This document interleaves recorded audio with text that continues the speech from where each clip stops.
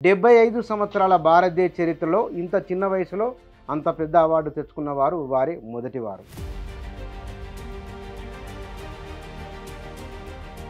రాయగలుగుతున్నావు, రాస్తున్నావని ప్రోత్సహించిన వాళ్ళు ఎవరు?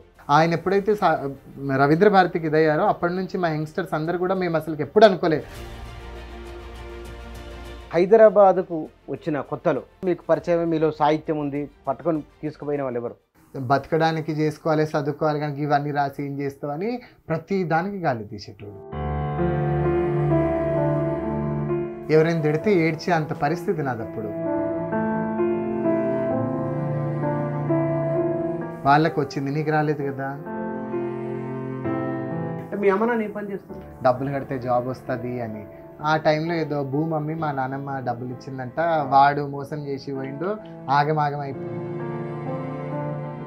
కానీ మీ పుస్తకాలు వచ్చిన తర్వాత మీ తండాలోనూ మీ ఊళ్ళోనూ ఒక చర్చ జరుగుతుంది కదా, కేంద్ర సాహిత్య అకాడమీ అవార్డు వచ్చిన తర్వాత ఏమి ఫీడ్బ్యాక్ వచ్చింది? ఇన్ని రోజులు ఒక చిన్న పిల్లోడు ఏదో రాశాడులే, వచ్చి రాంది అని చెప్పేసి అన్న వాళ్ళందరూ కూడా ఇప్పుడు అవార్డు వచ్చింది కాబట్టి ఓకే.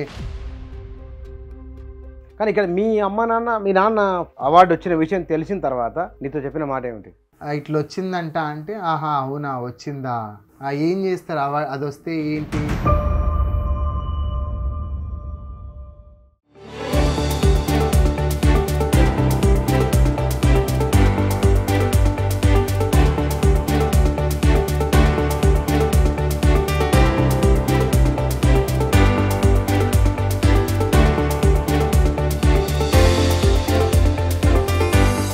నమస్తే.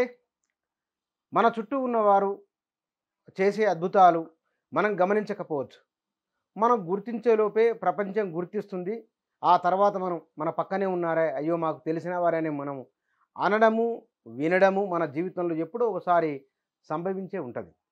అలాంటి వారే రమేష్. ఈ రమేష్ నాయక్ నిజామాబాద్ జిల్లా జక్రాన్పల్లి ఒక తండా నుంచి వచ్చిన యువకుడు. 26 సంవత్సరాలు వయసు చిన్నది, ఆయన సాధించిన విజయము పెద్దది. దానికి ఉదాహరణ ఈ పుస్తకాలు.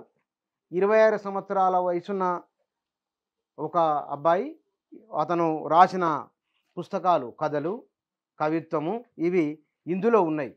ఇదంతా కూడా తండా జీవితము అనేదే కాకుండా ఈ మధ్యకాలంలో లేదా వారి జీవితాల్లో వచ్చిన మార్పులు, తండా జీవితం చుట్టూ, తండా ప్రధాన సవంతి, ఈ అన్ని అంశాలు, సామాజిక, రాజకీయ, ఆర్థిక అంశాలు అన్నిటినీ అందులో రాసిండ్రు. వారు రాసిన పుస్తకాలు ఆంధ్ర యూనివర్సిటీలో ఒక పాఠ్య పుస్తకంగా ఉన్నది.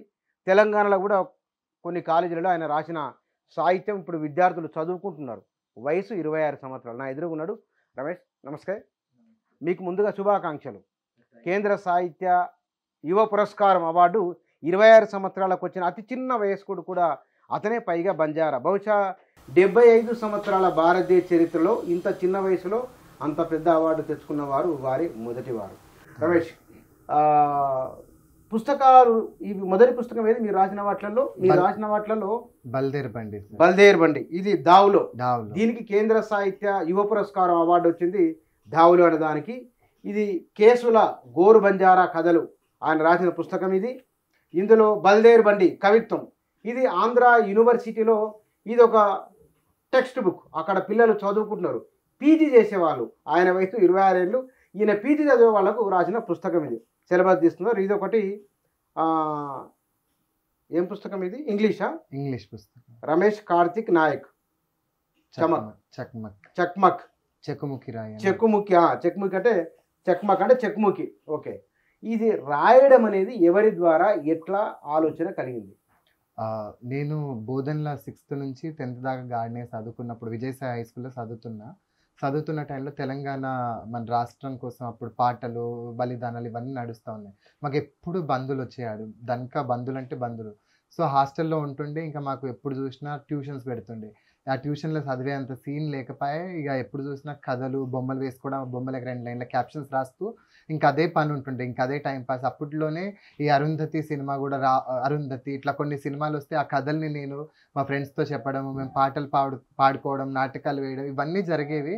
ఆ రకంగా అప్పుడు రాస్తా ఉంటే ఇంకా టీచర్లు చుట్టూన్నోళ్ళందరూ కూడా బాగా రాస్తున్నావు, మంచి పని అది ఇది అని ఎంకరేజ్ చేస్తే ఇంకా అట్లా ఒక రకంగా అదొక రీజన్. ఆ టైంలోనే నాకు మాకు చదువు చెప్పిన తెలుగు, హిందీ, ఇంగ్లీష్ టీచర్లు ఎవరైతే ఉండేటోళ్ళో ఆళ్ళు క్లాస్‌కొచ్చినంక ఫస్ట్ ఒక కథ చెప్తా అని మొదలుపెడుతుండే క్లాస్. కథంతా చెప్పిన తర్వాత ఫలానా పేజ్ నంబర్ తీయండని అది చదవమని చెప్పి అడుగుతుండే. చూస్తే ఆళ్ళు చెప్పిన కథ, ఈడున్న ఇది 2 ఒకటే. అంటే లెసన్‌ని వాళ్ళు కథగా చెప్పారు. ఆ కథ మేము అంటే జస్ట్ తిప్పుకోకుండా, తల తిప్పుకోకుండా ఇంక అట్లాగే వింటా ఉన్నాం. నాకప్పుడు అది కూడా ఒక రీజన్. అంటే కథలు ఇట్లా చెప్తే ఓహ్! ఇంత వింటారు. సో, ఒక రకంగా స్కూల్ డేస్ నుంచి కూడా కొంచెం ఇన్‌ఫ్లూయెన్స్ అని జెప్పొచ్చు. అట్లా ఆ టైంలోనే ఇంకా నేను స్పీచ్‌లు స్టేజ్ మీద ఖచ్చితంగా ఏ ప్రోగ్రామ్ ఉన్నా మా స్కూల్‌లో స్టేజ్ మీద నా స్పీచ్ ఉంటుండే. ఏదో డాన్సో, ఇంకేదో నాటకంలనో, పాటలు ఏదో ఒకటి ఖచ్చితంగా నా ప్రోగ్రామ్ లేకుండా ఉండకపోతుండే. అట్లా ఇంక అప్పుడే నాకు ఈనాడు, హాయ్ బుజ్జి వాళ్ళు ఏదో కాంపిటీషన్స్ పెడితే 8థ్‌లో, 9థ్‌లో నాకు డిస్ట్రిక్ట్ లెవెల్‌లో సెకండ్ ర్యాంక్ వచ్చిందప్పుడు. నేను కథలు. ఏసిన బొమ్మలకి. ఓకే. ఓకే. సో, కేవలం 10థ్ దాకా నేను బొమ్మలేస్తూ ఏదో ఆహా! అప్పుడప్పుడు కవితలు అవి రాస్తుండే. అంత సీరియస్‌గా లేదు సాహిత్యం అప్పటికి. జస్ట్ గీ బొమ్మలేసుడు, గీ రంగులు గిదే కథ నాకు. ఏమైనా ఉంటే కథలు నోటితో చెప్పడం తప్పించి పాటలు పాడుకోవడం ఇదొక్కటే అప్పుడుండేది. తర్వాత 10థ్‌కొచ్చేటప్పటికి మా సార్ ఏం చేసిండంటే, ఈడు ఆగమైతాండు ఇవన్నీ కథలు రాసుడని, పాటలు పాడుడు ఇదంతా ఇది చేస్తుండని నా బుక్‌లో ఏడైనా తెలుగు అక్షరం రాసి ఉంటే మా రామరెడ్డి సార్, మా ప్రిన్సిపల్ సార్ ఇద్దరు ఉతుకుడు నాకు పని. మట్టల మీద కొట్టేటోళ్ళు, తల మీద కొట్టేటోళ్ళు. చదువు నువ్వు చదువు అని. వాళ్ళ పుణ్యమా అని మ్యాథ్స్‌లో నాకు 100 మార్కులు వచ్చినాయి. అది వేరే కథ. మ్యాథ్స్ నాకు నిజానికి రాదు. మ్యాథ్స్ వల్ల నేను తర్వాత డిప్లొమాలో కూడా 18 సబ్జెక్టులు ఫెయిల్ అయినా. అయితే ఆ టైంలో ఇంకా ఇట్లా వీళ్ళని తప్పించుకోవడం ఎట్లా అని ప్రిన్సిపల్ వాళ్ళ అమ్మ నాన్నలు వాళ్ళ ఇంట్లోకి పోయి ఆడనే కూర్చొని తెలుగు వెలుగు, నది అని విజయవాడ నుంచి వచ్చేదప్పుడు. ఆంధ్రప్రదేశ్ అని ఇంకో పత్రిక ఉండేది. ఇప్పుడు ఇవన్నీ లేవు. ఈ పత్రికలన్నీ ఆడ చదువుకునేటోడిని ఎవ్వరు వార్డెన్స్ గాని, మా ప్రిన్సిపల్ సార్ ఎవ్వరు ఏమనేటోళ్ళు కాదు. సో, ఈళ్ళని తప్పించుకోవడానికి నేను అక్కడికే ఎళ్ళిపోతుండే. రోజంతా ఆడనే ఉంటుండే చదువుకోవడం, ఎగ్గొట్టి ఆడికే పోయి చదువుకోవడం. ఇంకది ఆ రకంగా తర్వాత మేడ్చల్‌కొచ్చినాక ఇంకా సాహిత్యము నాకు ఇంట్రెస్ట్ లేక లైబ్రరీస్‌కి పోవుడు. లైబ్రరీలో నాకొక బుక్ దొరికింది. 20వ శతాబ్దపు ఇంగ్లీష్ కవులని. ఆ బుక్ రాసిన ఆయన పేరు విజయ్ కుమార్. ఆయన కలం పేరు సౌభాగ్య. ఆయన మేడ్చల్‌కి దగ్గర సుచిత్రలో ఉండేటోడు. ఫస్ట్ టైమ్ ఈయన దగ్గరున్నాడు గదా! సరే ఈయనకు ఫోన్ చేద్దామని ఫోన్ చేస్తే, నేను మాట్లాడిన తర్వాత ఇంకా మాకు దోస్తాన ఏర్పడి ఇంకా ఆ రోజు నుంచి ప్రతిరోజు మాట్లాడుకునేటోళ్ళం. ఇక ఆయన ఇంటికెళ్ళి నేను బుక్స్ తెచ్చేసుకోవడం, నాకు ఆ బుక్ కావాలి, ఈ బుక్ కావాలంటే ఆయన తీసుకురావడము, నన్ను ఎటైనా తీసుకెళ్ళి షాప్స్‌లలో బుక్కులు కొనిచ్చడం, ఇట్లాంటివన్నీ నడిచేవి. ఆ రకంగా ఇంకా సాహిత్యంలో తొలి అడుగులు మేడ్చల్‌కొచ్చాక 2014లో ఇంకా సీరియస్‌గా బొమ్మలన్నీ పక్కన పెట్టేసి ఇంకేవి కావు నాకు కేవలం ఈ రాయడం మాత్రం ఇంపార్టెంట్ అని అప్పుడు ఫిక్స్ అయ్యి మా వాళ్ళ గురించి వెతకడం మొదలుపెట్టా. ఎందుకంటే ఇప్పుడు మనం హైదరాబాద్‌కొచ్చాక ఆటో నడిపే వాళ్ళు లంబాడీలే, జొన్న రొట్టెలు చేసుకుంటూ ఇది చేసేటోళ్ళు లంబాడీలే, మోరి కడిగేటోళ్ళ దాంట్లో సగం మంది. మనం అనుకుంటాం గానీ ఎస్సీలు అని చెప్పేసి వాళ్ళతో పాటు కూడా వీళ్ళు చేస్తున్నారు. ఇటుకలు మోసేటోళ్ళు. హైదరాబాద్‌లో దాదాపుగా 70% చాలా మంది ఇప్పటికీ మా డ్రైవర్ లంబాడోళ్ళే, మా ఇంట్లో పనిచేసే ఆమె అందరూ ఇదే మాట అంటుంటారు. సో, సరే ఈ లంబాడోళ్ళు సినిమాల్లో చూసుకుంటే వెనకాల ఐటెమ్ డాన్స్‌లు చేసేటోళ్ళు లంబాడోళ్ళేనయిపాయె. అందరూ లంబాడోళ్ళే. మరి వీళ్ళకి జీవితాలు ఉండవా? జీవితాలు ఉంటాయి గదా! ఈళ్ళకి గూడా ఉంటది. ఈళ్ళు తింటారు. ఈళ్ళకి మన లెక్క మనుషులే గదా! అట్లాంటప్పుడు వెతుకుడు మొదలుపెట్టిన. యాడున్నది మా గురించి ఏం రాసున్నది? ఏం రాసిర్రంటే స్వాతంత్రానికి ముందు చింతా దీక్షితులు అనే ఆయన 'సుగాలి కుటుంబం' అని ఒక కథ రాసిండ్రు. సుగాలి అనంటే ఇప్పుడు మేము బంజారా, లంబాడి అంటున్నాం గానీ అప్పట్లో ఆంధ్రప్రదేశ్, తెలంగాణ వేరు కాకముందు లంబాడీలని సుగాలీలని ఉమ్మడి పిలిచేవాళ్ళు. రాష్ట్రంలో సుగాలీలు అనేవారు. సుగాలీలు అనేవాళ్ళు. సుగాలీలు అంటే అసలు అర్థం ఏంటంటే మంచి ఆవుల మంద కలిగిన వాళ్ళంటే. ఎక్కడ మేత దొరికితే అక్కడికెళ్ళిపోయేటోళ్ళం. ఒక సంచారం. దిక్కు దిక్కాన ఇప్పుడు మనం హిందీ సినిమాలో చూసుకుంటే ఏ పాట చూసుకున్నా బంజారా అన్న పదాన్ని వాడతారు. అది ఎంత విస్తృతంగా ప్రచారం అయిందంటే ఏ దిక్కు దిక్కాన లేని వాళ్ళు బంజారాలు అన్న టైప్‌లో. సో, అంటే ఇప్పుడు వాదనలు చాలా ఉన్నప్పటికీ గానీ నిజానికి వాళ్ళకి ఏ దిక్కు దిక్కాన లేదు. గాలికి ఎటు పడితే అటు పోతారని మొదటి నుంచి కూడా లైక్ రవీంద్రనాథ్ ఠాగూర్ దగ్గర నుంచి కూడా ఇప్పటిదాకా ఎవరో ఒక రకంగా ఇట్లా మెన్షన్ చేస్తూనే ఉన్నారు. జిప్సీస్ అని, నోమాడ్స్ అని అది ఇది. ఆ రకంగా నేను ఇంకా అన్వేషణ మొదలుపెడుతూ 2017లో నేను పత్తిపాక మోహన్ అని ఒక రైటర్ ఉన్నారు. ఆయన ఇప్పుడు నేషనల్ బుక్ ట్రస్ట్‌కి రీజనల్ డైరెక్టర్. ఆయన్ని కలిస్తే ఆయన ప్రొఫెసర్ సూర్య ధనంజయ అని మీ బంజారాల నుంచి తొలి వుమెన్ ప్రొఫెసర్ తెలుగు డిపార్ట్మెంట్‌కి హెడ్ అని చెప్పేసి అంటే అప్పటికే నేను మనుషులంటే పిచ్చి భయం. చిన్నప్పటి నుంచి మనుషులతో మాట్లాడడం అంటే నాకు మనుషులంటే భయం ఎందుకు? ఎందుకు అనంటే నన్ను నర్సరీలో ఏసేసి వెళ్ళిపోయినారు మా పేరెంట్స్. వెళ్ళిపోయిన తర్వాత మా టీచర్ ఉండే హెచ్ఎం మేడం శ్రీనికేతన్ హై స్కూల్‌లో. ఆమె మస్తు కొట్టేది. ఆమె లంబడామే కాదు, లంబడోళ్ళు ఎవరు నన్ను కొట్టిందిలే, కాబట్టి మా వాళ్ళు అయితే నన్ను కొట్టరు, మా వాళ్ళు కాకుండా ఎవరున్నా కానీ నన్ను కొడతారన్న భయం నాకు ఉండింది. అయ్యో. సో ఆ రకంగా నేను మా లంబడోళ్ళతో తప్పించి ఎవరితో మాట్లాడడానికి కూడా భయం నాకు. ఆ రకంగా మీ భాష వచ్చా? నాకు వచ్చు, ఫ్లూయెంట్లీ వస్తుందా? ఫ్లూయెంట్ అని రాదు, కాకపోతే మేనేజ్ చేయగలుగుతా. అప్పుడప్పుడు మాటలు ఓవర్లాప్ అయిపోయి ఇంకా అంతా ఆగమాగం అయిపోయి నత్తి వచ్చేస్తుంది. ఇంకా గట్టిగా ఇంకా అట్లాగే స్పీడ్ గా మాట్లాడితే నత్తి అయిపోతుంది. సేమ్ ఇక మా ఊళ్ళు మా అమ్మ నాన్న కూరగాయలు అమ్మనికి పోతారు కదా, పోయినప్పుడు వాళ్ళు బ్రోకెన్ లాంగ్వేజ్ అంటాం కదా, పొడి పొడిగా, ఆ రకంగా కాకపోయినా కొంచెం ఇంకొంచెం బెటర్ గానే మాట్లాడతారు. ఓకే, నీకు లంబాడేతరులు అంటే భయం, నీకు భయం అంటే ఎందుకు? టీచర్ వలన? టీచర్ వల్ల అప్పుడు చిన్న ఉన్నప్పుడు అది నాకు ఇదైంది. అండ్ ఇంకొకటి ఏంటంటే, నేను శ్రీనికేతన్ స్కూల్ చదువుతున్నప్పుడు అక్కడ మా స్కూల్కి పక్కన ఒక కెనాల్ తవ్వుతుంటే అక్కడ సంచార తెగల వాళ్ళు ఉండేవాళ్ళు, చిన్న టెంట్లు వేసుకొని వాళ్ళు గాడిదల్ని గుర్రాలని చేసేటోళ్ళు. ఇప్పుడు ఉందో లేదో తెలియదు నాకు, కానీ అప్పట్లో మాత్రం వాళ్ళు ఉండేటోళ్ళు. వాళ్ళని ఎప్పుడు చూస్తుండేటోళ్ళు నేను, అసలు ఎవరితో మాట్లాడుతున్నా. అది వసంతం సినిమా వచ్చింది అప్పుడు, గాలి చిరుగాలి నిన్ను చూసింది ఎవరమ్మా, ఈ పాట గుర్తు నాకు. అది ఏ సంవత్సరం అనేది నాకు ప్రాపర్ గా గుర్తుకు లేదు. అప్పుడు 7th క్లాస్ వాళ్ళకి బోర్డ్ ఎగ్జామ్స్ ఉండేవి. అప్పుడు మాకు దన్కా హాలిడేస్, చిన్న పిల్లలం. నేను అప్పుడు ఎల్కేజీ చదువుతున్నా, ఎల్కేజీ యూకేజీ రెండు సార్లు చదివినా నేను. అట్లా నాకు బండ గుర్తు. ఆ టైంలో ఈ సంచారంగా అక్కడికి వచ్చి పని చేసుకునేటోళ్ళు ఆ కెనాల్ తవ్వుడ్లా ఒక ఆమె ఎవరైతే ఉందో వాళ్ళ కొడుకు ఆ జేసీబీ కింద ఇదైపోయి చనిపోయినట్టున్నాడు. చచ్చిపోతే అతన్ని ఒళ్ళో పెట్టుకొని ఆమె ఏడుస్తా ఉంటే అప్పుడు మేమంతా దూరంగా చూస్తా ఉన్నాం. అయితే అప్పటికే నన్ను హాస్టల్లో పెట్టి మా అమ్మ కూరగాయలు అమ్మడానికి పోయేది. నానమ్మ పెరుగు పాలు, మాకు బర్రెలు ఉండేవి, అమ్మడానికి ఆరుమురికి వచ్చి గల్లి గల్లి తిరిగి అమ్మేది. అమ్మినప్పుడు ఆమె అప్పుడు సన్ఫీస్ట్ బిస్కెట్ అని, ఇప్పుడు లేదు, సన్ఫీస్ట్ బిస్కెట్ ప్యాకెట్ ఒక గ్లాస్ పెరుగు తీసుకొని రోజు ఇవ్వడానికి వచ్చేది, నాకు ఇవ్వడానికి వచ్చేది. Private hostel. మా మేడం ఏమో రోజు వీళ్ళు అమ్మడానికి పని లేదు, వీళ్ళు రోజు దానిక వస్తూనే ఉంటారు, వారానికి ఒకసారి రావాలి కదమ్మా అది ఇది అని చెప్పేసి మా మేడం తిట్టి ఆ రోజు కలవనిచ్చేది కాదు. గేట్ ఉండేది మా మధ్యలో, అటు నుంచి నానమ్మ నేను ఇటు నుంచి ఏడ్చేటోళ్ళం అనమాట, ఒకరినొకరు పట్టుకొని నేనేదో జైల్లో ఉన్నట్టు. ఆ రకంగా ఆ టైంలో నాకు ఏమనిపించిందంటే, ఓకే చచ్చిపోతే మనుషులంతా మన కోసం ఏడుస్తారు కదా అని, అప్పటి నుంచి కూడా నాకు అదొక కోరిక అనమాట. సో ఓకే, మన కోసం ఎవరైనా ఏడవాలి అంటే మనం చచ్చిపోవాలి, అప్పుడు మన కోసం పరిగెత్తుకుంటూ వస్తారు, మనల్ని దగ్గర చేస్తారు, ఇట్లా హాస్టల్లో పడేయరు అని. అట్లా ఇవన్నీ ఒక రకమైన ఆలోచన హాస్టల్లో ఉన్నందుకు. తర్వాత అంతా కూడా హాస్టల్లోనే ఉన్నాయి. ఇంక నేను అప్పుడు హాస్టల్లో పడేసిరా, ఇంక అప్పటి నుంచి కూడా హాస్టల్లోనే. తర్వాత ఇక చదువుకోనికో ఇంకా జాబ్ చేయనికో ఇక ఇట్లా మొత్తం బయటనే ఉన్నా, కానీ తండాలో చాలా తక్కువ జీవితం తక్కువ.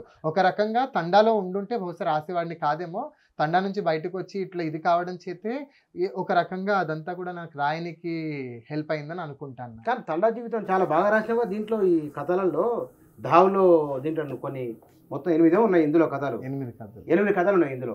దీంట్లో కథలలో రాసిన లాంగ్వేజ్, కొన్ని పదబంధాలు వాడేసుకునే అద్దాలు వేసుకుని నెత్తిన ఇట్లా వేసుకునే ఉంటాయి కదా లేడీస్ వేసుకునే డ్రెస్సులు, వాటి పేర్లు అవన్నీ చాలా లైఫ్ ఉంది కదా దీంట్లో. లైఫ్ ఉంది. దానికి రీజన్ ఏంటంటే, ఇప్పుడు ఒక పక్షి పుట్టిన తర్వాత దానికి వాళ్ళ అమ్మ అయితే రెక్కలు ఇట్లా కొట్టి ఎగరాలని అయితే గ్యారంటీగా నేర్పించదు. దాని రెక్కలు వచ్చిందా గ్యారంటీగా దానంతట అదే ఎగిరిపోతుంది. ఆ రకంగా ఆ కమ్యూనిటీలో పుట్టినప్పుడు ఎంతో కొంత నా రక్తంలో ఆ సంచారత్వం, నా అస్తిత్వానికి సంబంధించిన మూలాలు గ్యారంటీగా లోపట్లో ఉంటాయి. మనం చూస్తూ ఉంటాం. అట్లీస్ట్ మనకున్న కాస్త కూస్తో లైఫ్ ని ఇది చేసుకున్నప్పుడు వేరే వాళ్ళతో కంపేర్ చేస్తే అరే ఇది డిఫరెంట్ గా ఉంది కదా, భిన్నంగా ఉంది అని అనిపిస్తుంది కదా. ఆ రకంగా మా ఊళ్ళో ఎట్లా మాట్లాడతారు, నిజామాబాద్ లో లంబడోళ్ళ భాష ఏంది అని, అట్లా ఆ రకంగా నేను మా ఊళ్ళో మాట్లాడే భాషల్ని చేసుకుంటూనే రాసుకున్నా ఆ కథల్ని. ఇవన్నీ అట్లా ఉన్నాయి. నువ్వు రాసిన దాంట్లో తండాలంటే ఇప్ప పూలు, మల్లె మందారాలు, చేమంతి చందమామలు, తడేరు ఛత్రి, తాడుమర్రి ఉయ్యాలలు, ఆరుద్ర అద్దాలు, ఆకాశపు ఆటలు, పందిరంత పండుగలు, పసందైన పరుగు పొట్టేళ్ళు, ఘాటైన దారు, భవిష్యత్ దారు అంటే మద్యం అనుకుంటా, సారా అనుకుంటా, మొక్కజొన్న రొట్టెల జోరు, పోరగాళ్లను చేపలుగా మార్చుకున్న చెరువులు. ఎంత అద్భుతమైన పోరగాళ్లను. సాధారణంగా చెరువుల చేపలు ఉంటాయి, ఈయన రాసిండు పోరగాళ్లను చేపలుగా మార్చుకున్న చెరువులు. అంటే అంతమంది పిల్లలు చెరువులో పోయి చేపలు పడడానికి పోయిండ్రు అనే పోలికలు. ఇప్పుడు ఈ జీవితం అంతా ఈ దారు, ఘాటు, రొట్టె ఆటలు చదువుకున్నావు, ఎట్లా పట్టుకున్నావు ఇవన్నీ? అంటే నానమ్మ కుండలో దారు చేసేది. తాత మా వోళ్ళు రోజంతా ఉపాధి పనో, లేదంటే అడవికెళ్ళి కట్టెలు కొట్టుకురావడమో, లేదంటే వ్యవసాయం చేసినాక సాయంత్రం దారు తాగడం అది క్వైట్ కామన్. నిజానికి ఒక రకంగా అది ఇది ఉపశమనం. నెగెటివ్.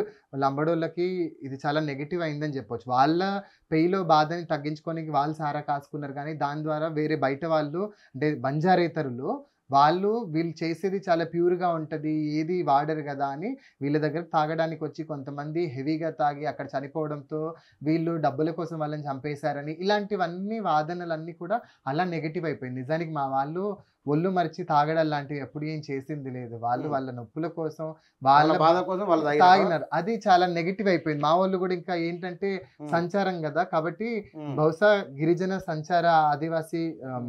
వీళ్ళల్లో బహుశా ఈ తెగ తప్పించి ఏ తెగ కూడా అంత విస్తృతంగా ప్రపంచం మొత్తం తిరిగింది లేదు. కానీ ఎందుకో దీంట్లో జాదా కూన్ పిదే అన్నావు. హ్మ్. దాంట్లో జాదా కూన్ పిదే అడిగింది సేవ్. హ్మ్. బుగ్గ బంద్ చేస్తూ అంటే లైట్ ఆర్పేస్తూ జాదా కూన్ పిదే అంటే ఎ ఎవ ఎ ఎవడు తాగిండు అసలకి? నేను తాగిన్నా కల్లు. నువ్వు గదా తాగినవు ఎక్కువ. హ్మ్. నా మీద అరుస్తావా నువ్వు? అని ఒక రకంగా ఆమె అంటే భార్యాభర్తలిద్దరూ ఆ రోజు సాయంత్రం తినేసిన తర్వాత కూర్చున్నారు తాగనీకి వాళ్ళు. హ్మ్. తాగనీకి అంటే భర్త ఏంటంటే మనం ఇప్పుడు వెస్టర్న్ కల్చర్ అని జెప్పేసి ఇంత బడాయిగా వీళ్ళంతా ఇది జేస్తున్నారు గదా! ఈ భార్యాభర్తలు ఇదంతా గూడా ట్రైబల్ కమ్యూనిటీస్‌లో ఎప్పటినుంచో ఉంది. ఉత్పత్తి అస వ్యవసాయ సంబంధమైన వాటిలో ఉన్న వాటిలలో హ్మ్. ఎవరైనా సరే భార్యాభర్తలు ఇద్దరు తాగడమే పెద్ద ఇష్యూ కాదు. మన ఊర్లలో 5 స్టార్ హోటల్లో భార్యాభర్తలు కలిసి తాగుతారు. ఏ ఇబ్బంది లేదు. వ్యవసాయం చేసే వాళ్ళు భార్యాభర్తలు అవ్వాతాత కలిసి తాగుతారు. ఏ ఇబ్బంది లేదు. ఈ 2 గాని వాళ్ళతోనే ఇబ్బంది. అటు 5 స్టార్ గాని వాళ్ళు, ఇటు మట్టిలో లేని వాళ్ళు. అదే. మట్టి మీద కాళ్ళున్న వాళ్ళకి ఏ ఇబ్బంది లేదు. అది చాలా అద్భుతం ఉంది. అంటే మీ అమ్మ నాన్న ఏం పని చేస్తారు?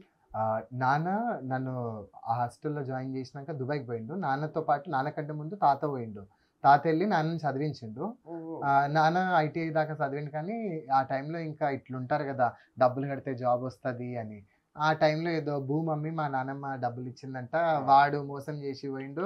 ఆగమాగం అయిపోయిర్రు. ఇంకా నాన్న అట్లా దుబాయ్‌కి పోయి ఇట్లా కాదని ఆయన తర్వాత మమ్మల్ని గూడా ఇంగ్లీష్ మీడియంలోనే చదివించాలి ఎట్లాగైనా అని చదివించిండు. తర్వాత మా బాబాయ్ గూడా ఎళ్లి వాళ్ళ పిల్లల్ని చదివిద్దామని తండాలో దాదాపుగా ఇప్పుడు 80% అందరూ ఇప్పుడు దాదాపుగా 10థ్ దాకా చదువుకున్నారంటే వాళ్ళని గవర్నమెంట్‌లోనో, ప్రైవేట్‌లోనో లేదంటే సొంత ఇల్లు కోసమో, భూమి కొనుక్కోవడం కోసమో దుబాయ్‌కెళ్ళినోళ్ళే. ఇప్పుడు దాదాపుగా నా వయసు పోరాండ్లు 70% దుబాయ్‌లోనే ఉన్నారు. మా తండా ఆ! పోరాన్లంతా. 70% మంది. 70%. తెలంగాణ వచ్చిన తర్వాత కూడా ఆ! కేసీఆర్ ఓ మాట గుర్తుందా? తెలంగాణ అంటే బొంబాయి, బొగ్గుబాయి, దుబాయ్. అవును. గుర్తుందా? ఈ మాట గుర్తుందా? మరి ఇంకా దాంట్లో దుబాయ్. ముఖ్యంగా మీరు నిజామాబాద్ జూసుకుంటే అసలకి చచ్చిపోయిన పీనుగులు గూడా తిరిగి రాక, ఆ పీనుగుల కోసం భూములు అమ్ముకుని, ఆ డబ్బుల్ని ఇచ్చేసి, ఆ పీనుగుల కోసం ఎదురు చూసిన రోజులు గూడా ఉన్నాయి. అట్లాంటి ఫ్యామిలీలు గూడా ఉన్నాయి నిజామాబాద్‌లో. ఆహ్, మా నాన్నగారి ఫ్రెండ్ ఆయన పేరు బసంత్ రెడ్డి అనుకుంటా. హ్మ్. పాట్‌పూరి బసంత్ రెడ్డి. హ్మ్. ఆయన దాదాపుగా ఒక కొన్ని 10, 15 ఏళ్లుగా దుబాయ్‌కెళ్ళి అక్కడ ఇరుక్కున్న వాళ్ళో, లేదంటే చనిపోయిన అవును. వాళ్ళని చేస్తున్నాడు ఆయన. అవును. చేస్తూ ఉన్నాడు. మా నాన్న వాళ్ళ ఫ్రెండ్ అంట క్లాస్‌మేట్ అంట. నాకు తర్వాత తెలిసింది. హ్మ్. సో, ఈ రకంగా చూసుకుంటే సరే వేరే చోట వెళ్ళట్లేదని కాదు. కాకపోతే ఫోకస్‌లో మనకేంటంటే నిజామాబాద్ అనగానే ఎంత పంట పండినా గానీ ఇదొకటుంటది. సరే పంట పండినా గానీ దానికి మనకు డబ్బులొస్తున్నాయా లేదా అనేది అంతా చూసుకుంటే అప్పులు మాత్రం దాదాపుగా ప్రతి ఫ్యామిలీలో మీకు ఇప్పుడెలా ఉందంటే ఉదాహరణకి లంబడోళ్ళ దాంట్లోనే అనుకుందాము. సరే ఇప్పుడు అందరి జమానాతో మనం గూడా బరాబర్ బతకొచ్చు అని జెప్పేసి అప్పు తెచ్చి ఇల్లు కట్టుకున్నా గానీ, ఆ అప్పు తప్పించి ఆ ఇల్లునే గ్లోరిఫై చేసి మాట్లాడుతున్న రోజులనమాట. ఓహ్! ఇప్పుడు లంబాడీల్లో చాలామంది ఐపీఎస్, ఐఏఎస్ ఆఫీసర్లున్నారు. వాళ్ళు ఎంత కష్టపడి ఎన్ని వదులుకొనొస్తే ఇప్పుడు నేనున్నాను. ఒక రకంగా ఇప్పటికి బాధేందంటే మా అమ్మ నాన్నలకి వాళ్ళకి తెలిసినంత నాకు తెలీదు. భాష మీద నాకు పట్టు లేదు. సో, ఇదంతా ఒక డ్రాబ్యాక్ నాకు. కానీ ఒక రకంగా బయట వాళ్ళకి నేను పరిచయం చేస్తున్నానన్న ఖుషి నాకున్నది గానీ, ఒక రకంగా అన్నీ వదులుకుంటే తప్పించి మనము ప్రపంచాన్ని గెలిచే పరిస్థితిలో లేము. పోనీ మనకి అన్ని రకాల సౌకర్యాలున్నాయా అనంటే, సౌకర్యాలేముంది టీవీలో, మీడియాలో ఇప్పుడు నాకు సాధారణంగా దాదాపుగా 2018లో బల్దేర్ బండి వచ్చింది. దోస్తులందరూ కలిసి మా చైతన్య పింగళి, అపర్ణ తోట, సూర్య ధనంజయ సౌభాగ్య ఇట్లా దోస్తులు అందరూ పైసలు అందరూ కొంత కొంత తీసుకొని ఆ బుక్ తీసుకొచ్చారు. సో నాకు సంబంధించిన బుక్ అసలు కాదు, అది నా బుక్ కాదు, అందరికి సంబంధించిన బుక్, తెలుగు వాళ్ళందరికి సంబంధించిన బుక్, లంబాడి గిరిజన ఆదివాసి అందరి తెగలకు సంబంధించిన బుక్. సో ఈ బుక్ వచ్చిన తర్వాత పేపర్లలో టీవీలో కనబడడం షురూ చేసినాక చుట్టూన్నోళ్ళు ఎట్లయిపోయారు అంటే, ఇక టీవీలో కనబడతాడు పెద్ద పెద్దలతో తిరుగుతున్నాడు, నెలకి 1,00,000 అయినా వస్తుంది వీడు గ్యారంటీగా, అసలుకి ఇంకా పైసలకి కొరత లేదని. ఇట్లాంటివన్నీ అంటే ఊహించుకోవడం. ఇప్పుడు నిజంగా ఎట్లాంటి లైఫ్ అనేది మనకు తెలియదు. నేను ఇప్పుడు దూరదర్శన్లో పార్ట్ టైం చేసుకుని నా రూమ్ రెంట్ కట్టుకుని నేను చదువుకుంటూ పిహెచ్డి కోసం ట్రై చేసుకుంటున్నా. ఇదంతా ఎవరికి తెలియదు. మా నాన్న కూడా అప్పుడు నాకు పరిస్థితి బాగాలేదు, నువ్వు చూసుకోవాలంటే ఆయన ఏదో చేసి అమ్మ కురకలు అమ్ముతుంది, ఏదో చేసుకొని వాళ్ళు ఇది చేస్తూ ఉంటారు. ఇప్పుడు ఇక్కడ రూమ్లో ఉంటుంటే సిలిండర్ అని అదని ఇదని అన్నీ మా అమ్మ మాకుంటే ఉన్నాయి, మేము కట్టెల మీద వండుకుంటాంలే మీకు ఉండని అని సిలిండర్ కుక్కర్ అన్ని ఇటు పంపించేసింది. అయ్యో మీ ఇంట్లో ఏం లేదు అక్కడ. ఇప్పుడు తీసుకుంటున్నారు కూరగాయలు అమ్ముతున్న డబ్బుల్ని పోగు చేసుకొని బర్రె పాల డబ్బులతో అది ఇది కొనుక్కుంటున్నారు. ఎన్ని బాలు ఉన్నాయి? 2 ఉండేవి, ఇప్పుడు లేదు, అమ్మేసింది. దాన్ని చూసుకోవడం ఇదంతా కష్టం. ఇప్పుడు దాదాపుగా అమ్మేసింది, లాస్ట్ ఇయర్ అమ్మేసింది. 2 బాలు లేవు. యాక్చువల్గా అమ్మమ్మ చనిపోయినప్పుడు అమ్మమ్మ తను మా అమ్మకి ఇచ్చింది, 2 బర్రెలు మా అమ్మకి ఇస్తే ఆమె ఇంకా దాన్ని చూసుకోవాలంటే గడ్డి అది ఇది, ఇప్పుడేమో తోటలలో గడ్డి మందంతా వేస్తున్నారు కదా, అట్లా ఒకసారి ఒక బర్రె చచ్చిపోయింది. అయ్యో ఎట్లా ఉంటుందంటే ఇప్పుడు మా ఊళ్ళకేమో వ్యవసాయానికి సంబంధించి పండించాలి, ఆ పంట రాగానే ఇది చేయాలి అని చెప్పేసి ఇది తప్పించి చెట్లు నరికేయడం చేత మనకి ఇట్లా ఓజోన్ లేయర్ వల్ల వేడి ఎక్కువ, ఇట్లాంటివి ఏం తెలియదు పాపం. చదువుకున్నాడు చాలా మంది ఏం తెలియదు. అట్లా ఒక రకంగా అన్ని అమ్ముకోవడము ఉన్న దాంట్లో. కొంతమంది ఇప్పుడు మా ఇంటి పక్కన మా పిన్ని వాళ్ళు ఉంటారు, సొంత కాదు చిన్న పెద్ద, వాళ్ళు ఆవుల మీదనే ఆవుల్ని అడవులకు తీసుకొచ్చి వాటి ద్వారానే బతుకుతున్నారు. అంటే ఆవుల మీద అంటే పాలమ్మి కాదు, పాలసలు తీరవాలి, దూడలకే వదిలేస్తారు. ఆవుది పెండ ఏదైతే ఉందో ఆ పెండని అమ్ముకొని ఎరువు కోసం అది అమ్ముకొని ఉన్న భూమిలో వ్యవసాయం చేసుకుంటూ పిల్లల్ని చదివించుకుంటున్నారు అన్నమాట. సో ఇట్లాంటి పరిస్థితులు స్టిల్ ఉన్నాయి. కాకపోతే ఇక మనకేంటంటే రాజకీయ నాయకుల్లో కూడా మన వాళ్ళు ఉండడం చేత, లేదంటే కొంతమంది గురించి ఇప్పుడు నా గురించి టీవీలో బాగా కనబడుతుంది, వీటి వల్ల గ్లోరిఫై చేసి చూపెట్టేయడం చేత నెగిటివిటీ అనేది చాలా ఎక్కువ. సాధారణం అనుకో. ఎంత సంపాదిస్తున్నారు? లక్షలు దాదాపుగా ఒక 5,200 వస్తుంది నెలకి. అంటే దూరదర్శన్లో మాకు ఎపిసోడ్స్ ఉంటాయి, నెలకి కొన్నిసార్లు ఒకటే ఎపిసోడ్ వస్తుంది, స్లాట్స్ దొరకాలి మాకు, స్లాట్స్ దొరికితే అలా ఒక్కొక్కసారి 2 అవుతాయి, మహా అయితే ఎక్స్ట్రా చాలా ఎక్కువ అనుకుంటే 3, దీనికి మించి రాదు. సో ఫైన్, నాకు సరిపోతుంది, నాకు దీనికి మించి కూడా అవసరం లేదు. రూమ్ రెంట్ కి ఇది కట్టుకొని నేను రేకుల చిన్న ఒక రూమ్, రేకుల రూమ్ ఇది బాగా చెమటలు, వేడి విపరీతమైన వేడి వస్తుంది ఎండాకాలంలో. అసలు మధ్యాహ్నం 2 దాటిందంటే ఇంకా చచ్చిపోతుంది, కష్టం ఉండి చాలా కష్టం బతకడం. ఎంత రెంట్ ఎంత ఇది? ఇది ఇప్పుడు 3,500 మాకు కరెంట్ వాటర్ అన్ని కలిపి 3,500. మొదట తీసుకున్నప్పుడు 3,000 ఉండే, ఇప్పుడు ఇంత. ఇక ఓవరాల్ గా మొత్తం చూసుకుంటే నెలకి 5,000 అవుతుంది. సో నేను చేసుకునే దాంతో ఇంట్లో వాళ్ళ మీద ఆధారపడకుండా ఎంతమంది మీ తమ్ముళ్ళు ఉంటారు? నా 2 తమ్ముళ్ళు, చిన్న తమ్ముడు విఎన్ఆర్ కాలేజ్లో చదువుతాడు, నడుపు తమ్ముడేమో తను ఒక బ్యాంక్ లో చేస్తున్నాడు, ఇప్పుడు జాబ్ చేస్తున్నాడు. ఆయన చదువు అయిపోయింది అనేది? చదువు డిగ్రీ దాకా చదివినాడు, ఇంట్రెస్ట్ లేదని ఇంకా ఆపేసినాడు. నేను డబుల్ పీజీ ఇంగ్లీష్ అయిపోయి ఎంఏ తెలుగు ఇప్పుడు ఫైనల్ ఇయర్. ఇంగ్లీష్లో పీజీ అయిపోయిందా? ఇంగ్లీష్లో లాంగ్వేజ్, లిటరేచర్ ఓకే అయిపోయి ఇప్పుడు ఎంఏ తెలుగు చేస్తున్నా. పోయిన ఏడాది intermediate first year second year పోరాళ్ళకి ఇంగ్లీష్ చెప్పిన 1 ఇయర్. మళ్ళీ ఇంకా ఇప్పటికే ఆగమైపోయి చదువు మధ్యలో ఆగిపోతుందేమో అని ఈ సంవత్సరం ఇంకా జాబ్ వద్దు, ఫుల్ టైం జాబ్ వద్దు, పార్ట్ టైం చేసుకుంటూ ఇది పిహెచ్డి చేద్దామని. ఇక చుట్టూ ఉన్న ఫ్రెండ్స్ అందరూ మంచి సపోర్ట్. నా అదృష్టం ఏంటంటే చుట్టూన్న వాళ్ళంతా మంచి వాళ్ళు దొరికారు, ఆగం పట్టించేటోళ్ళు కాదు. మంచి ప్రపంచం అది పైసల విషయమే కానీ ఇంకేం కానీ, ఎప్పుడు ఏ టైంలో ఫోన్ చేసి నాకు అది తినాలని ఉంది, నాకు ఈ బుక్ కావాలి, నాకు గంత కావాలి, నాకు గింత కావాలి, ఏ టైంలో ఫోన్ చేసినా ఎవరు కాదనకుండా ఇది చేసేటోళ్ళు దొరికారు నా అదృష్టానికి. ఇక ఒక్కరి పేరు చెప్తే ఇంకొకరి పేర్లు మర్చిపోతానేమో అని భయం, అందుకని ఎవరి పేరు చెప్తలే. సో అట్లా నడుస్తుంది. అదే కాబట్టి ఇప్పుడు దీంట్లో పుట్టపర్తి నారాయణాచార్యుల పేరు విన్నారా? అయ్యో, ఆయన పరిస్థితి నా పరిస్థితి ఒక రకంగా ఒకటే అని చెప్పొచ్చు. ఎట్లా? ఆయన సిలబస్ లో, అంటే ఆయన ఎంఏ చదువుతున్నప్పుడు ఆయన పోయం సిలబస్ లో పెట్టిరంట. సిలబస్ లో పెడితే, అంటే నేను చదవలే కానీ నాకు వేరే వాళ్ళు చెప్పారు నాది పోయం సిలబస్ లో పెట్టినాక. ఇప్పుడు ప్రస్తుతానికి నా బల్దేర్ బండి పుస్తకంలో ఆ జారేరు బాటి జొన్న రొట్టెలు. ఇప్పుడు షుగరు ఈ రోగాలని చెప్పేసి అందరు ఆగమైతున్నారు కదా, వాళ్ళందరూ జొన్న రొట్టెల మీద మక్క రొట్టెల మీద పడ్డారు. సో ఈ జొన్న రొట్టెల గురించి SRR BVR కాలేజ్ లో సీతారాం గారు అని ప్రొఫెసర్ వాళ్ళు సిలబస్ లో పెట్టారు. అండర్ గ్రాడ్యుయేట్స్ కి పెట్టినప్పుడు మాట్లాడుతూ ఒక ఆయన అన్నారనమాట, పుట్టపర్తి నారాయణ చార్యుల్ గారిది పోయం వస్తే ఆయన వాళ్ళ టీచర్ సరిగ్గా చెప్పకపోతే ఆ పోయం గట్ల కాదు అని అన్నాడంట. మరి ఎట్లా అంటే ఈయన ఎక్స్ప్లెయిన్ చేసినాడంట, ఇంతకు నువ్వు ఎవరయ్యా అంటే అది రాసింది నేనే అయ్యా అని అన్నాడంట. నేను MA ఇంగ్లీష్ చదవడంతో నా సిలబస్ నాకు రాలేదు, కానీ చుట్టూ ఉన్న దోస్తులు ఎవరైతే ఇప్పుడు కవితలు కథలు రాస్తున్నారో వాళ్ళందరికీ ఇక పోయం వచ్చింది. ఇప్పటికీ వాళ్ళు ఫోటోలు పెట్టి, అన్న మేము ఇది చదువుకున్నాం, అన్న దీని గురించి వచ్చింది, అన్న మీ గురించి క్వశ్చన్ వచ్చింది, ఎగ్జామ్లో వచ్చింది, లేదంటే మేము కరెంట్ అఫైర్స్లో మీ గురించి వచ్చింది, మేము ఇదంతా నడుస్తూ ఉంటుంది. ఇక చూసి ఫోన్లీ అట్లీస్ట్ ఈ రకంగా ఏం రాసిండు అని లంబడోళ్ళ గురించి చూస్తారు కదా వీళ్ళు అని చెప్పేసి, లంబడోళ్ళే కాకుండా ఇంకా వేరే ట్రైబల్స్ గురించి కూడా ఒక రకంగా ఇంట్రెస్ట్ పుడుతుంది కదా అని ఒక ఆనందపడుతుంటాయి. ఒక ఆనందం. కానీ పుట్టపర్తి నారాయణ చాలా ఇంకో విషయం కూడా ఉన్నది. ఆయన తను చదివినప్పుడు తన పుస్తకమే తనకు సిలబస్గా ఉన్నది. ఆ క్వశ్చన్కి ఆన్సర్ రాస్తే ఆయన ఎగ్జామ్ రాసిండు, ఫెయిల్ అయ్యిండు. ఎందుకు ఫెయిల్ అయ్యిండు? తను రాసిన పుస్తకం అప్పుడు అట్లా కాదు ఇట్లా రాయాలని దానికి ఆన్సరు కొత్తగా రాసుకుంటూ వచ్చిండు. ఆయన టీచర్ ఫెయిల్ చేసిండు. అంటే తను రాసిన పుస్తకం మీద ఎగ్జామ్ రాసి తనే ఫెయిల్ అయ్యిండు. ఇది కూడా ఉన్నది. ఎందుకంటే ఆ పేపర్ తీసిన సార్కు తెలియదు కదా పుస్తకం రాసింది ఏంటి అని చెప్పి. ఈయన అనుకోలేదు నేను రాసిన పుస్తకమే నాకు ఎగ్జామ్ ఉంటుంది, ఆయన అనుకోలేదు. కాబట్టి అట్లాంటి అయితే రీసెంట్ గా ఇప్పుడు MA తెలుగు చేస్తున్నారు కదా, MA తెలుగులో ఆదివాసికి సంబంధించి సాహిత్యం ఉంది. దాంట్లో ఇప్పపూలు అన్న కథా సంకలనంలో 2-3 కథలు ఉన్నాయి. అయితే ఆ ఇప్పపూలు అన్న బుక్ గురించి దాంట్లో ప్రస్తావన ఉంటుంది, దాంట్లో నా కథ ఉంది. సో ఒక రకంగా నా గురించి నేను ఇప్పుడు ఎగ్జామ్ లో రాసే అవకాశం ఉంది. ఫెయిల్ కాకుండా రాయి. నాకెందుకు అదే అనిపించింది. 26 సంవత్సరాల వయసులో ఇన్ని పుస్తకాలు రాయడం, తర్వాత అవి సిలబస్లో ఉండడం మామూలు విషయం కదా సార్. అకాడమిక్స్లో ఇంకా దాంట్లో తీవ్రత అనేది ఉన్నది. ఓన్లీ లంబాడీ సమాజం గురించి రాయాలనే థాట్ ఎందుకు దాంట్లో? మిగతా ఇప్పుడు మనకు ఆదివాసులలో చెంచులు ఉన్నారు, గోండులు ఉన్నారు, కొండరేజు ఉన్నారు, కొంతమంది అంతరించిపోయే వాళ్ళు ఉన్నారు. అలాంటి వాళ్ళ మీద ఏమైనా ఆలోచన ఉందా? ఏమైందంటే దాదాపుగా తెలుగు రచయితలు అందరూ లంబడోళ్ళ కంటే కూడా మీరు అన్న ఈ అందరు ట్రైబల్స్ గురించి ఎక్కడో ఒక దగ్గర గెస్ట్ క్యారెక్టర్లుగా అక్కడిక్కడ రాసిర్రు.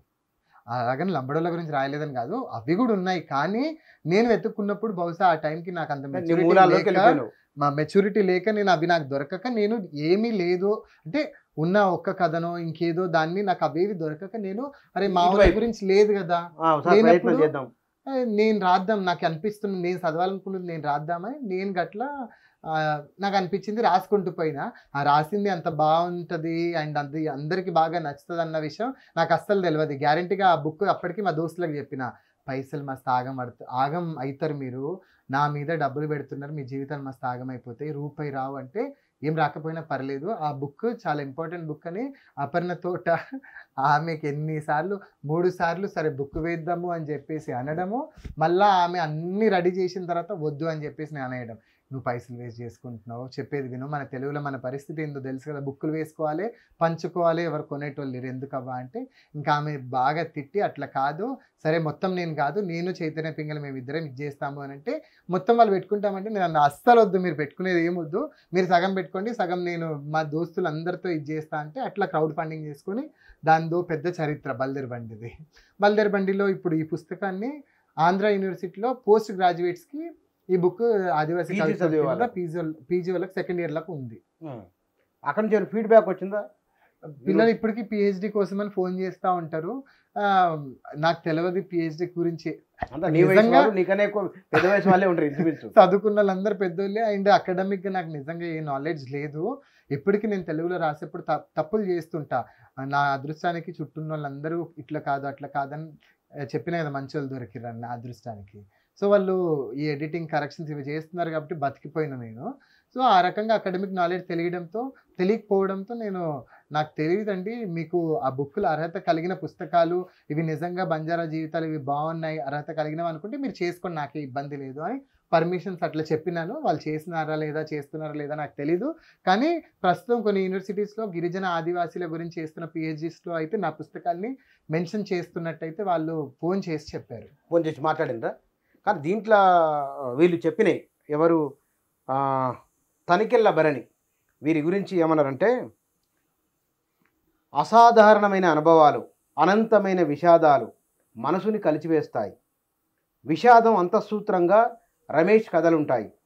మరణం, దరిద్రం అతని కథల్లో అనివార్యంగా ఉంటాయి. అతి సాధారణంగా, సహజంగా వాటిని అతను ప్రదర్శించే తీరు మనకు కొరుకుడు పడదు. కానీ తన వాళ్ళ జీవితాలు తన వాళ్ళ విషాదాలుగానే ఉంటాయి. ఎక్కడో ఎప్పుడో ఎవరో జీవితం గురించి నిష్క్రమించడం అతని కథల్లో అడుగడుగునా కనిపిస్తూ ఉంటుంది. ఈ రకంగా ఇప్పటిదాకా ఎవరూ చూపించని యథార్థ జీవిత యథార్థ దృశ్యాల్ని ప్రదర్శించి మనల్ని నిరుత్తరుల్ని చేస్తాడు. రమేష్ గురించి తనికెళ్ళబరని సినిమా నటులు, మంచి వీరు కూడా కవి. ఆయన కూడా ఒక బంజారా కమ్లీ అన్న సినిమాలో ఆయన కూడా యాక్ట్ చేసినారు. కమ్లీ అన్న సినిమా బంజారా సినిమా, ఆడపిల్లని అమ్ముకునే ఆ సినిమాలో ఆయనది కూడా ఒక క్యారెక్టర్, బంజారా క్యారెక్టర్ ఉంటుంది.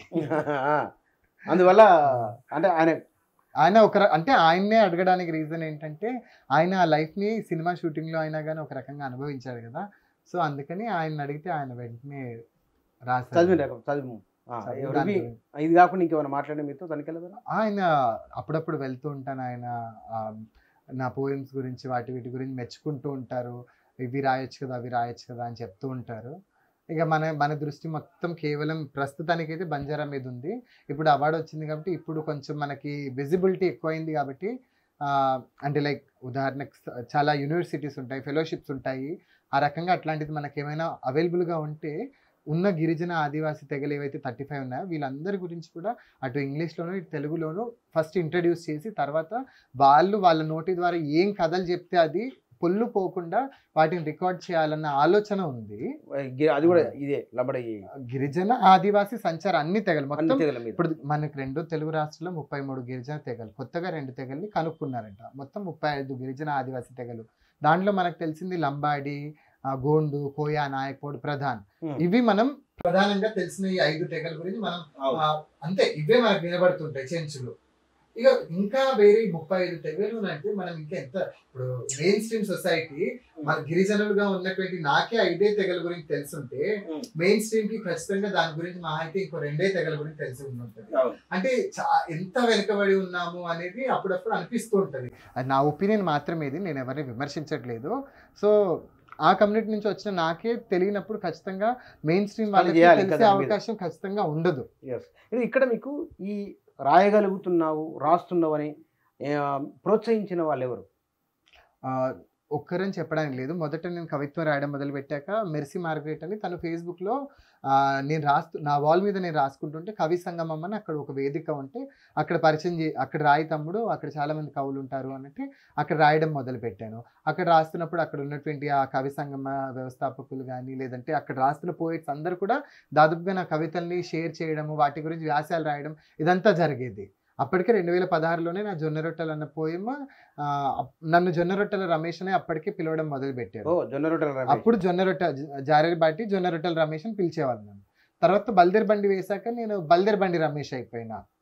సో ఏది చేస్తే అది వెంటనే ఇదవుతూ ఉంటే నేను అప్పటికే ఏంటంటే సరిగ్గా రాయలేకపోతున్నా అని బాధపడుతూ ఉంటే ఇవన్నీ కూడా ఓకే, ఒక రకంగా ఎంతో కొంత నేను రాయగలుగుతున్నాను అన్న నమ్మకాన్ని నాలో పెంచింది. తర్వాత ఇంకా ఈ పుస్తకం వేసేటప్పటికి ఇంకా సౌభాగ్య గారు, సూర్య ధనంజయ్ గారు కానీ, సమ్మెటో మాదేవి, ఇలా చాలా మంది, ఒక్కరని లేదు. మా టీచర్స్ అయితే దాదాపుగా మా తెలుగు టీచర్ ఇప్పుడు శిరీష, మణి, విజయలక్ష్మి మేడం వీళ్ళందరూ దాదాపుగా చుట్టూ ఉన్నారు. మా ప్రిన్సిపల్ సార్, వాళ్ళ పేరెంట్స్, ఎవరు కలిస్తే ఎవరు నాది చదివితే అందరూ ప్రతి ఒక్కరు కూడా ఎంకరేజ్ చేయడమే.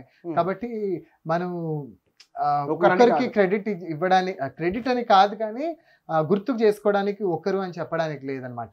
భాషా సాంస్కృతిక శాఖ నుంచి మామిడి హరికృష్ణ గారు ఉన్నారు.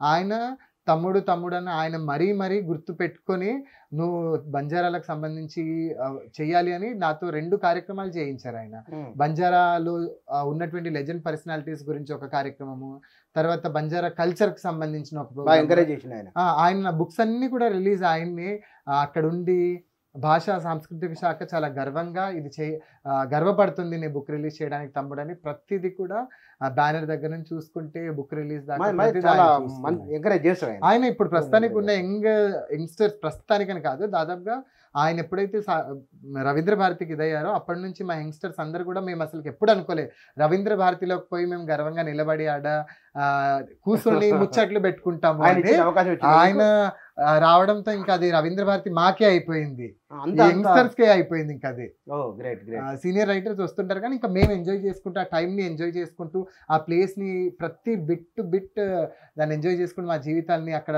తెలుసుకోవడం ఆవిష్కరించడం చేసుకుంటాం. కానీ ఇక్కడ హైదరాబాద్కు వచ్చిన కొత్తలు ఏ కవి పరిచయమై ఎవరో ఒకరు మనకు పరిచయం అవుతారు. ఇంత పెద్ద నగరం, ఈ నగరంలోకి వచ్చినా మీకు పరిచయం, మీలో సాహిత్యం ఉంది, పట్టుకొని తీసుకుపోయిన వాళ్ళు ఎవరు?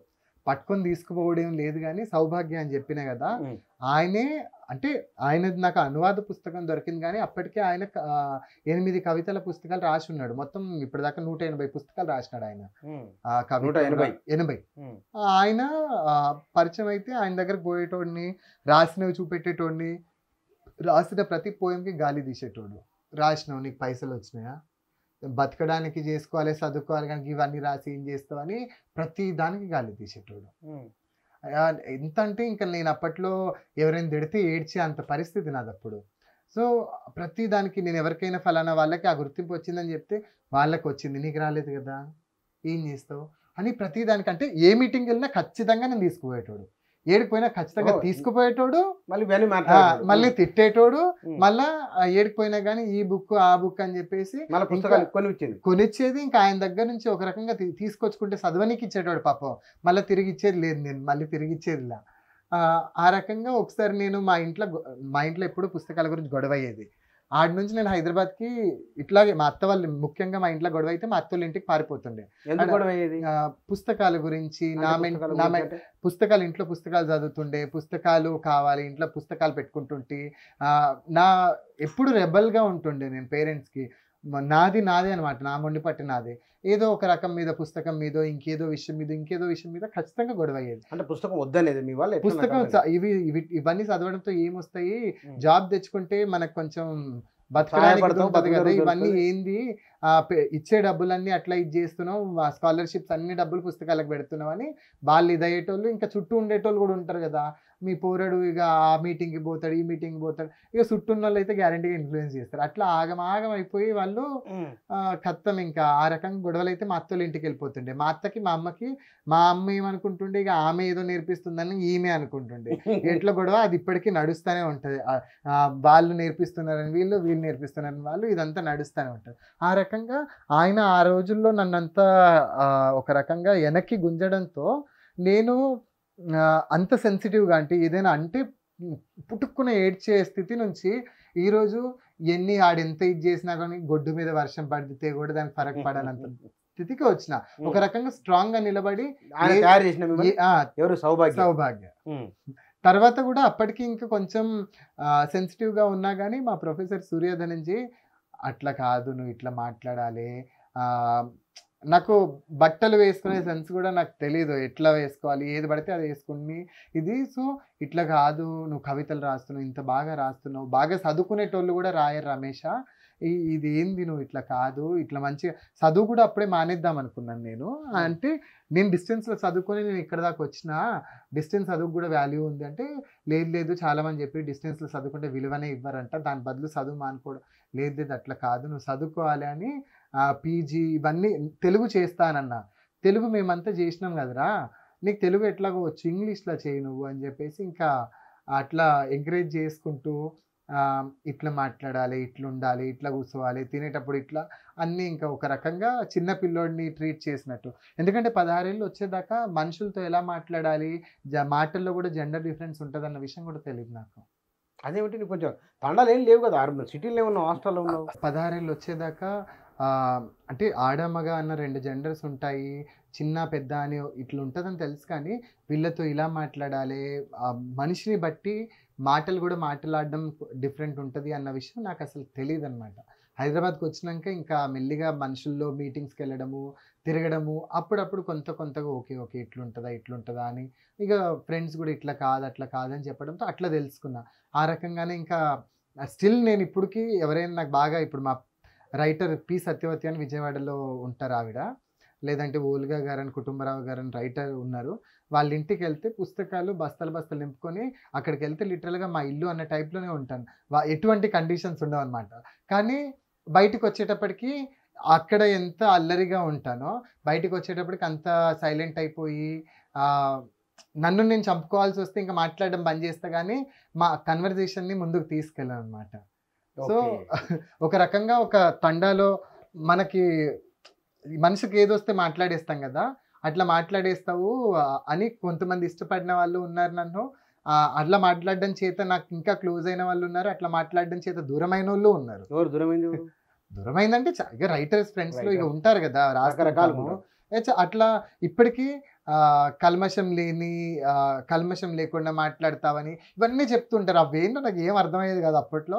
ఇప్పుడు ఇంకొంచెం సాహిత్యంలో కొంచెం రాసుకుంటున్నాం, చదువుతున్నాం కాబట్టి ఓకే. ఓకే. అంటే అర్థమవుతున్నాయి. అంటే బాగా అర్థమైతుంది. నీకు తెలుగులో ఉన్న కవులంతా పరిచయం అయ్యారు. వాళ్ళ ఇళ్ళలోకి వెళ్ళిపోవడం అంతా పరిచయం అయింది. ఆ! ఆ సాహిత్యం. దాదాపుగా ఎవరి దగ్గరికైనా పోయినానంటే ఇంక వాళ్ళ ఇల్లంతా నాదే అయిపోతది. ఓహో! మంచి ఆ రకంగా అంటే ఆ ఫ్రీడమ్ నాకు వాళ్ళు గూడా అంటే తండా నుంచి రావడము, చదువుకున్నానని, లేదంటే నేను మాట్లాడే మాటల వల్ల నాకు ఆ ఫ్రీడమ్ ప్రతి రైటర్ కూడా నాకు ఆ ఫ్రీడమ్ ఇచ్చారు. చాలా విశాల ఆ! హృదయంతో ఉన్నారు నీ విషయంలో. ఆ! నా అందరూను. విషయంలో. అందరూను. అంటే నాకే ఉంటారని గాదు. నాకు తెలిసి వాళ్ళ వాళ్ళ పల్లెటూరు నుంచి వచ్చే ప్రతి ఒక్కళ్ళు నిజంగా ఏదో రాయాలి, నిజాయితీగా ఉండాలి, చెప్పుకోవాలి అనుకునే ప్రతి ఒక్కరికి ఖచ్చితంగా నాకు తెలిసి ఇలాంటి వాతావరణమే ఉంటదని అనుకుంటున్నాను. ఓకే. కానీ ఈ మీ పుస్తకాలు వచ్చిన తర్వాత మీ తండాలోను, మీ ఊళ్ళోను ఒక చర్చ జరుగుతది కదా! కేంద్ర సాహిత్య అకాడమీ అవార్డ్ వచ్చిన తర్వాత ఏమి ఫీడ్‌బ్యాక్ వచ్చింది? ప్రస్తుతానికి మా బంజారాలకు సంబంధించి కొన్ని సంఘాలు సన్మానాల కోసం కాల్ చేస్తున్నాయి. తండాలో ఇక ఇప్పుడు నిజానికి చాలామంది ఇప్పుడు ఎలా ఉంది మీకు అవార్డ్ రావడం చేత ఆనందంగా ఉందా? లేదా? వార్తల్లో ఉన్నారు కదా! అని ఇదంతా అంటున్నారు. నిజానికి అంతా నార్మల్‌గానే ఉంది. ఎందుకంటే 2018లో బుక్ వేస్తున్నాను అని ఎప్పుడైతే ఫేస్‌బుక్‌లో పెట్టానో, ఆ బుక్ వేస్తున్నానన్న విషయం మీదనే అప్పట్లో ఫేస్‌బుక్‌లో ఆహ్, ఇంకా బహుశా ఒక వారం రోజులు హ్మ్. నా గురించే చర్చ. ఏమి? తొలిసారిగా ఒక యువకుడు బంజారాల గురించి వచ్చి హ్మ్. రాస్తున్నాడు. అండ్ ఇది చాలా శుభశకునము. అది ఇది చాలా అవసరమైన సాహిత్యం అని. సో, అప్పట్లోనే అన్ని పత్రికల్లోకి వచ్చేసి ఇది ఉండడం చేత ఆహ్, ఇది నాకు పెద్ద అచీవ్‌మెంట్ అని చెప్పేసి ఏమి అనిపించలా. కాకపోతే చాలా ఆనందంగా ఉంది. ఎందుకంటే సెంట్రల్ గవర్నమెంట్ నుంచి ఆ గుర్తింపు అనేది అది క్వైట్ మామూలు విషయం కాదు మామూలు కదా! విషయం కాదు. ఒక రకంగా ఏంటంటే నాకు కొంత ఇప్పుడు ఇంకా దారులు తెరుచుకొని ఇన్ని రోజులు ఒక చిన్న పిల్లోడు ఏదో రాసాడులే వచ్చి రాంది అని చెప్పేసి అన్న వాళ్ళందరూ కూడా ఇప్పుడు అవార్డ్ వచ్చింది కాబట్టి ఓకే. అవార్డ్ గ్రహీత కాబట్టి అతను చెప్పే దాంట్లో ఎంతో కొంత వాస్తవం ఉంటది అని అనుకుంటారని అనుకుంటున్నాను. హ్మ్. హ్మ్. కానీ ఇక్కడ మీ అమ్మ, నాన్న మీ నాన్న ఆహ్, వి అవార్డ్ వచ్చిన విషయం తెలిసిన తర్వాత నీతో చెప్పిన మాట ఏమిటి? ఏంలే ఆయన ఇట్లొచ్చిందంట అంటే, ఆహా! అవునా! వచ్చిందా? ఏం జేస్తారు అదొస్తే ఏంటి అని. ఆయన ఎందుకు అడిగాడంటే ఆ మాట ఇప్పటిదాకా చాలా సన్మానాలు జరిగాయి నాకు. అందరూ శాలువాలు కప్పడము, మెమెంటో ఇవ్వడం తప్పించి ఏముండదు. అట్‌లీస్ట్ రాను పోను గూడా ఇవ్వరనమాట. అందుకని ఆయన ఫస్ట్ సరే ఓకే. సెంట్రల్ గవర్నమెంట్ అంటున్నావు గదా! మరి ఏంది ఇది అని. ఫస్ట్ తిన్నావా లేదా అని అడిగాడు. తర్వాత ఆ మాట కంటిన్యూగానే ఇది అడిగాడు మళ్ళీ ఫోను జేసి. మరి ఏంటసలు దీనికేమైనా ఉంటదా అంటే, ఆ! మెమెంటో ఉంటది. అండ్ ఆల్సో 50,000 ఇస్తారు అంటే, ఆహా! అవునా! అని అప్పుడు మా అక్క ఇక్కడే పక్కనే ఉంటది. పక్క బిల్డింగ్‌లో తనుందనే నేను ఇక్కడ తీసుకున్నా. సొంతం అక్క? పెద్దనాన్న కూతురు. అంటే ఓకే. తండాలో మాకు. హ్మ్. సో, తనిక్కడ ఉందనే నాకు ధైర్యంగా ఉంటది గదా! అని కావాలని తనకు దగ్గరలోనే తీసుకున్నా. నాకు ఇక్కడేం తోచకపోయినా, ఇక్కడ ఎండ ఎక్కువైపోయినా తన రూమ్‌కెళ్ళిపోతా. తను కూడా నాతో పాటు ఎంఏ తెలుగు చేస్తుంది ఇక్కడ శైలజ ఓహ్! అని. హుహు. నేను కలిసి ఎంఏ తెలుగు చేస్తున్నాము. ఆ! ఆ! ఆమె ఒంటరిగా ఉంటదిక్కడ. ఆమె మా బావ, ఇద్దరు ఓహో! పిల్లలు. ఫ్యామిలీస్ వాళ్ళు. ఫ్యామిలీ ఆ! ఉంటారు. ఇక్కడ సో, ఆ రకంగా తను ఇంకప్పుడు అందరికి మా అక్కకి, ఫ్యామిలీ మెంబర్స్‌కి ఫోను చేసి, ఏదో అవార్డ్ అంట 50,000 ఇస్తారంట సెంట్రల్ గవర్నమెంట్ అంట. అందరికి ఫోన్‌లో ఆయన ఫ్యామిలీ మెంబర్స్‌కి ఆయన ఫోను చేసి చెప్పిండు. ఆ పాటికే వే టు న్యూస్ అని దాదాపుగా అంతా మీడియాలో వచ్చేసింది. మీడియాలో కానీ మీ వచ్చేసింది. అక్క కూడా ఎంఏ తెలుగు. ఎంఏ తెలుగు. ఓహ్! వారు కవిత్వం రాస్తారేమన్నా? కథ ఒకటి రాసారు. 'కేసుల' పుస్తకంలో ఒక కథ రాసారు. హ్మ్. తను బాబు పుట్టిన తర్వాత మాకు ఒక పద్ధతి ఉంటది. దల్వాద్ హుకాయర్ అని. అంటే? దల్వా ధోకాయర్ అంటే మక్క పిండితో చేసిన దీపం ఏదైతే ఉంటుందో ఇంటి ముందు తవ్వి దానిలో ఆ గుంతలో ఆ దీపం పెట్టి దానికి దీపం వెలిగిస్తారు మక్క మక్క పిండిలో. సో ఒక అమ్మాయి ఎవరైతే పురుడయిందో ఆ అమ్మాయి 4-5 రోజుల తర్వాత ఈ సెరమనీ చేస్తున్నప్పుడు వాళ్ళ ఒడిలో మక్కలు కానీ జొన్నలు ఉంటాయి. ఆ జొన్నల్ని భూమికి సమర్పించుకుంటూ వెళ్ళి ఆ రాగి చెంబులో ఉన్న వాటర్ని ఆ గుంతలో పోసి తిరిగి వచ్చి పిల్లల కాలు చేతులు ఎవరైతే చిన్న చిన్న పిల్లలు ఉంటారో వాళ్ళ కాళ్ళు కడిగి వాళ్ళకి తీపి తినిపిస్తారనమాట. ఇది ఒక సెరమనీ. మాకు ప్రతిదానికి ఇప్పుడు పెళ్ళిళ్ళు కానీ ఏదైనా మాకు ప్రతిదానికి సెరమనీ ఉంటాయి. అంటే తెలుగు వాళ్ళకి భిన్నంగా ఉంటాయి. పెళ్ళిళ్ళు నెలల తరబడి ఉంటాయి. మాకు వాళ్ళ పరిస్థితిని ఆర్థిక పరిస్థితిని బట్టి నెల నుంచి సంవత్సరం దాకా ఉంటాయి మాకు పెళ్ళిళ్ళు. ఈ రకంగా ప్రతిదానికి మాకు బర్రెకి దూడ పుట్టిన దానికి మేము 5 రోజుల తర్వాత ఒక రోజంతా పండగ చేస్తాము. ఇట్లా భూమికి పంట కోస్తున్నాము అని అన్నప్పుడు కోడి కోసి ఆ రోజు ఇచ్చేసి అక్కడ చనిపోయిన వాళ్ళు ఎవరైతే మా వాళ్ళు ఉంటారో వాళ్ళని మొక్కుకొని వాళ్ళకి రక్త తర్పణం చేసి సారా పోసి వాళ్ళకి కొబ్బరికాయలు కొట్టి కాస్త ఆగి వాతావరణ సూచనల్ని చూసుకొని ఆ తర్వాత పంట కోయడం ఇట్లాంటివన్నీ సెలబ్రేషన్స్ ఉంటాయి మాకు. అవన్నీ కూడా తెలీదు, అవన్నీ కూడా తీసుకురావాలన్న టైప్లో. సో మా అక్క దల్వా ధోకాయర్ నొక్తా అనే దాని మీద ఒక కథ రాశారు. చదువుతున్నారు, తను ఇప్పుడిప్పుడే వచ్చారు లిటరేచర్లోకి. తను కూడా రాస్తారేమో ఫ్యూచర్లో. అంటే ఫ్యామిలీ అయినప్పటికీ చదువుకుంటున్నారు, గొప్ప విషయం. తను డిగ్రీ ఇంటర్మీడియట్ ఆగిపోయింది తన చదువు. తర్వాత పెళ్లి అయిన తర్వాత ఇంకా హస్బెండ్ ఎంకరేజ్ చేయడంతో తను కూడా ఇంకా ఆయన బ్యాంక్ ఎంప్లాయీ అండి, ప్రైవేట్ గా చేస్తారు. ఆయన ఎంకరేజ్ చేయడంతో ఇంకా తను డిగ్రీ కంప్లీట్ చేసింది ఇక్కడే హైదరాబాద్ లో రామరెడ్డి డిస్టెన్స్ లోనే. తర్వాత ఇప్పుడు అక్క ఉంది కాబట్టి ధైర్యంతో తమ్ముడు కూడా ఇక్కడ. సో ఇద్దరం కలిసి చదువుకుంటున్నాం, ఎటుపోయినా ఇద్దరం కలిసిపోతా ఉంటాం. ఇంకా అట్లా మాకు కొంచెం ఇది. నేను వంట చేసుకోకపోయినా ఫోన్ చేసి చేసినా కానీ తను టక్కున చేసేస్తుంది. ఇంకా నాకు ఓపిక లేకపోతే ఇంకా అట్లా అనమాట. మీరు అవార్డు వచ్చిన విషయం అక్కకి చెప్పలేదు. మరి ఎట్లా తెలుసుకున్నదాన్ని? నాన్న చేసిండు. నాన్న చేసి ఫస్ట్ ఆమెకి చేసి ఇట్లేదు ఆ అవార్డు వచ్చిందంటే 50,000 ఇస్తున్నారంట కదా. సో అక్కకి అప్పటికే తెలుసు, ఎందుకంటే గడిచిన 3 ఏళ్లలో నేను షార్ట్ లిస్ట్ అయ్యానన్న విషయం ఆమెకు తెలుసు.